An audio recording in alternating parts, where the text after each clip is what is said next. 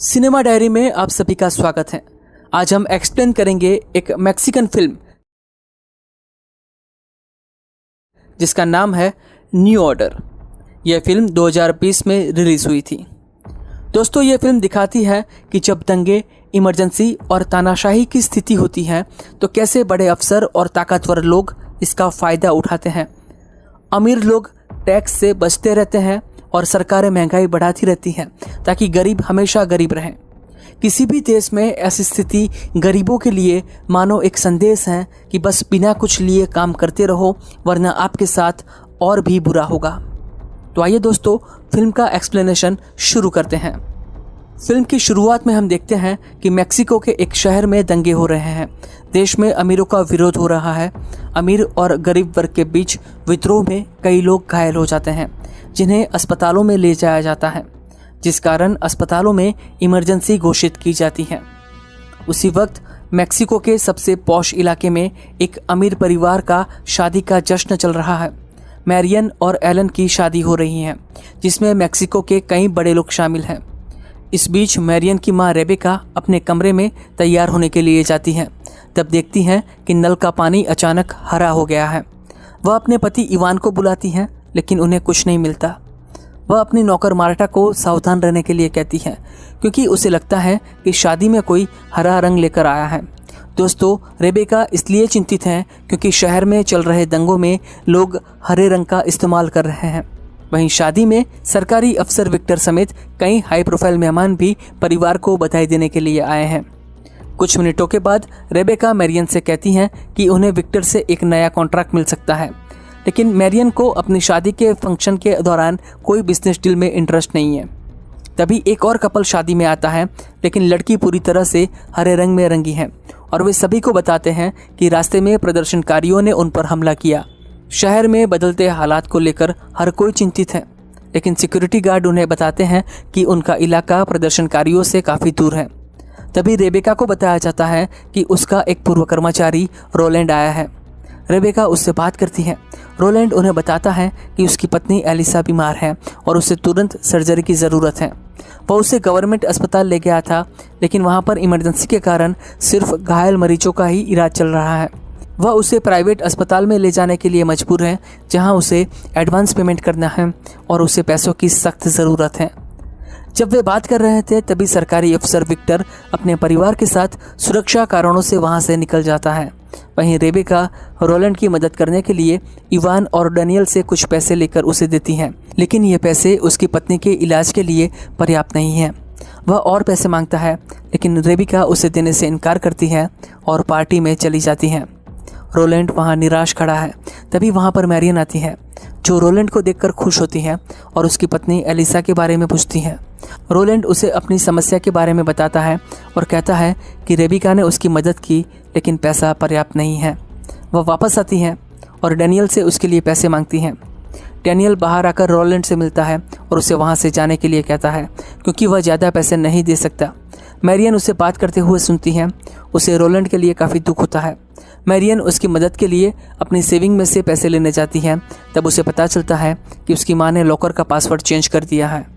Marrion अपने पिता के पास जाकर बात करती है, लेकिन वह भी मना कर देते हैं। वह एलन के पास जाती है, वो भी मना कर देता है।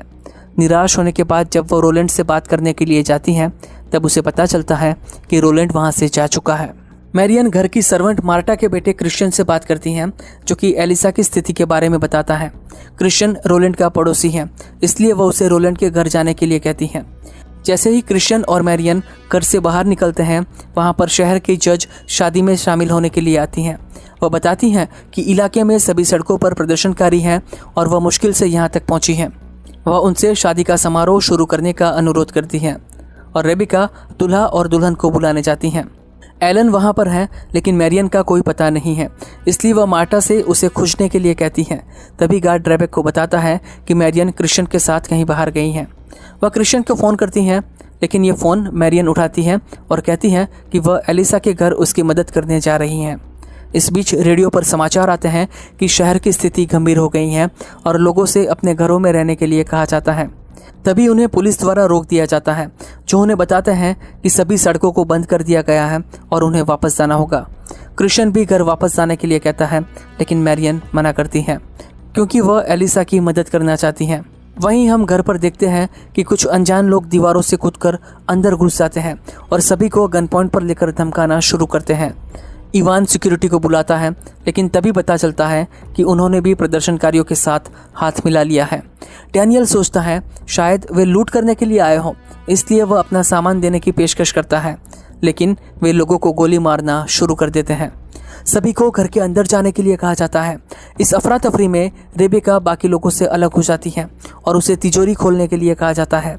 जैसे ही वह लॉकर खुलती है, उसे गोली मार दी जाती है, जबकि बाकी नौकर घर से अन्य कीमती सामान इकट्ठा करना शुरू कर देते हैं। वहीं मार्टा, जो एक कोठरी में छिपकर क्रिश्चियन को फ़ोन करती है और उसे कहती है कि वह घर पर वापस न आए, वह चिंतित हो जाता है और सवाल पूछना शुरू कर देता है। लेकिन तभी मार्टा पर एक प्रदर्शनकारी द्वारा हमला किया जाता है, जो उसे और डैनियल की पत्नी को अपने साथ ले जाता है। प्रदर्शनकारी घर की दीवारों पर कई तरह के रंग फेंकते हैं और घर में लूट चलाते हैं, सामान की तोड़फोड़ करते हैं। इस हमले में रेबिका और डैनियल की पत्नी समेत कई लोग मारे जाते हैं। इस बीच मैरियन और क्रिश्चियन अपना सफ़र जारी रखते हैं, लेकिन तभी कोई उनकी कार पर हरा रंग फेंकता है और मैरियन को कार से बाहर आने के लिए कहता है। तभी क्रिश्चियन मैरियन को पीछे की सीट पर छिपा देता है और प्रदर्शनकारियों से घिरी सड़क से कार आगे ले जाता है। जैसे तैसे वे रोलैंड के घर पहुंचते हैं, जहां क्रिश्चियन घर पर फ़ोन करने की कोशिश करता है, लेकिन सारी फ़ोन लाइन डेड हो चुकी है।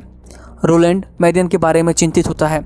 तभी क्रिश्चियन उसे बताता है कि वह अलीसा को अस्पताल ले जाना चाहती थी। मैरियन अलीसा को आश्वासन देती है कि वे उसे अस्पताल ले जाएंगे, लेकिन वह यह देखकर चिंतित है कि प्रदर्शनकारियों ने सब कुछ तबाह कर दिया है। जब घर पर वापस जाने का कोई रास्ता नहीं मिलता तो क्रिश्चियन उसे कुछ समय के लिए अपने घर ले जाता है। वहीं घर पर हम देखते हैं कि मार्टा किसी तरह बच गई है और वह मृतकों के शव से होते हुए बाहर आ जाती हैं। अगली सुबह घायलों को अस्पताल ले जाया जाता है और सेना शहर में कर्फ्यू लगा देती है। मैरियन क्रिश्चियन से उसे घर वापस ले जाने के लिए कहती हैं, इसलिए वह स्थिति को देखने के लिए बाहर जाता है, लेकिन उसे सेना के लोगों द्वारा रोक दिया जाता है। वह उन्हें घर लेकर आता है और मैरियन के बारे में बताता है, जिसके बाद वे उसे वापस ले जाने का आश्वासन देते हैं और मैरियन को उनके साथ आने के लिए कहते हैं। कार में मैरियन घर पर किसी को फ़ोन करने की कोशिश करती है, लेकिन सारी फ़ोन सेवाएं बंद हैं। जल्द ही एक सैनिक फ़ोन समेत उसका सारा सामान ले लेता है। वहीं मार्टा आखिरकार अपने घर आती है, जहां क्रिश्चियन उसे बताता है कि कुछ सैनिक मैरियन को घर वापस ले गए हैं। इस बीच मैरियन को एक कैंप में ले जाया जाता है, जहां वह सैनिकों को अन्य बंद लोगों को टॉर्चर करते हुए देखती हैं। वे सभी से उनके नाम और पते के बारे में पूछते हैं, सिर्फ ये पता लगाने के लिए कि उनमें से कौन अमीर है और कौन गरीब। वहीं डैनियल को उसकी मां और पत्नी के अंतिम संस्कार के बारे में बताया जाता है। तभी टीवी पर समाचार आते हैं कि शहर में स्थिति नियंत्रण में लेने के लिए सेना बहुत ही सख्त कर्फ्यू लगाने जा रही है। इस तरफ कैंप में मैरियन और अन्य महिलाओं को सिक्योरिटी स्टाफ द्वारा बुरी तरह से प्रताड़ित किया जाता है। तभी घोषणा होती है कि 2 घंटे के लिए परिवहन खुला रहेगा, इसलिए रोलैंड उसकी पत्नी को अस्पताल ले जाने का फैसला करता है।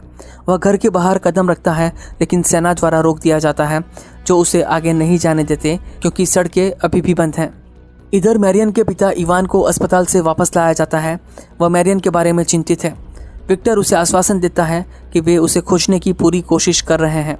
लगभग 1 महीना बीत जाता है, इसलिए एलन की मां को लगता है कि मैरियन अब तक मर चुकी होगी, क्योंकि उन्हें कोई सुराग नहीं मिला, लेकिन वह इस पर विश्वास नहीं करता। वहीं कैंप में बंद लोगों पर बेहद अत्याचार हो रहा है। उन्हें उनके परिवारों के लिए मैसेज रिकॉर्ड करने के लिए प्रताड़ित किया जाता है। मैसेज में कहा जाता है कि अगर वे अपने लोगों को जिंदा देखना चाहते हैं तो उनकी मांगें पूरी करें। अगले सीन में हम देखते हैं कि एलिसा दर्द से तड़प रही हैं, इसलिए रोलैंड एक बार फिर अस्पताल ले जाने का फैसला करता है। वह बाहर जाता है और अपनी पत्नी की स्थिति को समझाने की कोशिश करता है, लेकिन सेना द्वारा उसे गोली मार दी जाती है, जबकि एलिसा की बीमारी के कारण मौत हो जाती है। तभी डैनियल को एक कॉल आता है और वह मैरियन का मैसेज सुनता है, जिसमें उनकी मांगों को स्वीकार करने के लिए कहा गया है। वह व्यक्ति उसे रिहा करने के लिए फिरौती के रूप में $10 मिलियन की मांग करता है। वक्त के साथ कैंप में स्थिति और भी बदतर हो रही है। तभी सिक्योरिटी गार्ड्स के बीच बहस होती है, क्योंकि फिरौती की रकम का समान रूप से बंटवारा नहीं हो रहा था। तभी कैंप में एक गार्ड मैरियन को अलग कमरे में ले जाती है, जो उसे बाहर निकालने में मदद करने का आश्वासन देती है। क्रिश्चियन और मार्टा वर्तमान परिस्थितियों के बारे में समाचार सुनते हैं, तभी वहाँ पर कुछ सैनिक आ जाते हैं और बताते हैं कि उन्होंने मैरियन का अपहरण कर लिया है। अगर वे उसे जीवित देखना चाहते हैं तो उन्हें $80,000 की व्यवस्था करनी होगी। क्रिश्चियन उन्हें बताता है कि वह उतने पैसे की व्यवस्था नहीं कर सकते। तभी सैनिक उन्हें कहते हैं कि वह मैरियन के परिवार से बात करें, क्योंकि वे जानते हैं कि मार्टा और क्रिश्चियन उनके लिए काम करते हैं। अगले सीन में हम देखते हैं कि एक घोषणा की जाती है कि श्रमिकों को अपनी नौकरी जारी रखने के लिए नए वर्क परमिट लेने होंगे। क्रिश्चियन भी अपनी नौकरी जारी रखने के लिए परमिट के लिए ऑफिस जाता है, लेकिन उसे आगे जाने की अनुमति नहीं मिलती और उसे वापस घर भेज दिया जाता है। तभी डैनियल और एलन अफसरों का संपर्क करते हैं और उन्हें मैरियन के बारे में बताते हैं। अफसर मैरियन को खोजने के लिए उनकी मदद करने का आश्वासन देते हैं, लेकिन उनसे अनुरोध करते हैं कि कैंप से जो वीडियो आई है वह उसे किसी के साथ शेयर न करें। इस बीच क्रिश्चियन और मार्टा अपने वर्क परमिट प्राप्त करने में सफल होते हैं, लेकिन सभी को हर वक्त अपने पहचान पत्र दिखाते हुए केवल कुछ ही क्षेत्रों में काम करने के लिए कहा जाता है। कई सुरक्षा जांचों से गुजरने के बाद उन्हें विशेष वाहनों द्वारा काम पर ले जाया जाता है।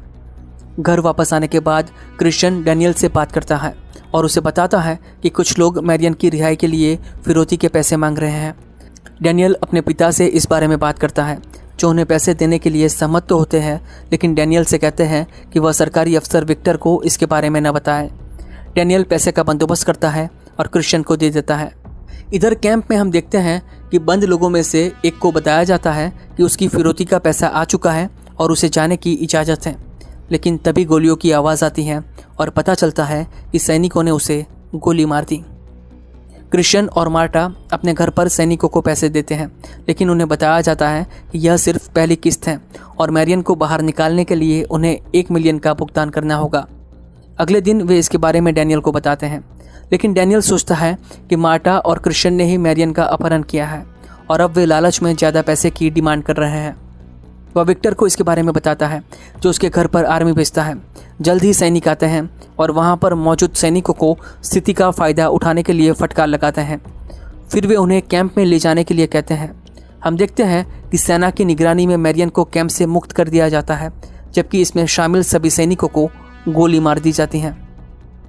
मैरियन को अब क्रिश्चियन के घर लाया जाता है, जहाँ एक अफसर द्वारा मैरियन और क्रिश्चियन को गोली मार दी जाती है, ताकि वह यह दिखा सके कि वो क्रिश्चियन ही था जिसने मैरियन का अपहरण किया था और फिर उसे गोली मार दी। अब डैनियल को क्रिश्चियन के घर बुलाया जाता है, जहां अफसर उसे मैरियन की मौत के बारे में बताता है, जिसके बाद मार्टा समेत कई लोगों को सेना द्वारा सार्वजनिक रूप से मार दिया जाता है और इसी के साथ ये फिल्म समाप्त हो जाती है। दोस्तों, ऐसे ही वीडियो देखने के लिए चैनल को सब्सक्राइब कीजिए।